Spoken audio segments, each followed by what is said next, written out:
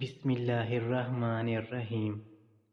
حضرت عیسیٰ علیہ السلام کی ملاقات ابلیس سے ہوئی۔ وہ 4 گدھوں کو ہانک رہا تھا۔ ان گدھوں پر سامان لدا ہوا تھا۔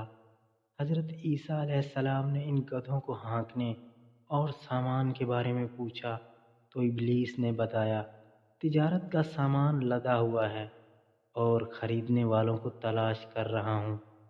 حضرت عیسیٰ علیہ السلام نے پوچھا، پہلے گدھے پر کیا سامان ہے؟ ابلیس نے کہا، ظلم ہے۔ پوچھا، کون خریدے گا؟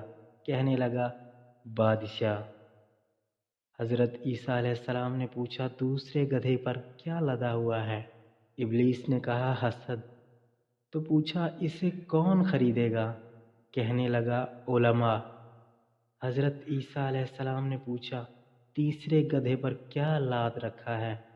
ابلیس نے کہا، خیانت۔ پوچھا، اسے کون خریدے گا؟ کہنے لگا، تاجر۔ پھر چوتھے کے بارے میں پوچھا، اس پر کیا لدا ہوا ہے؟ ابلیس نے کہا، مکر و فریب۔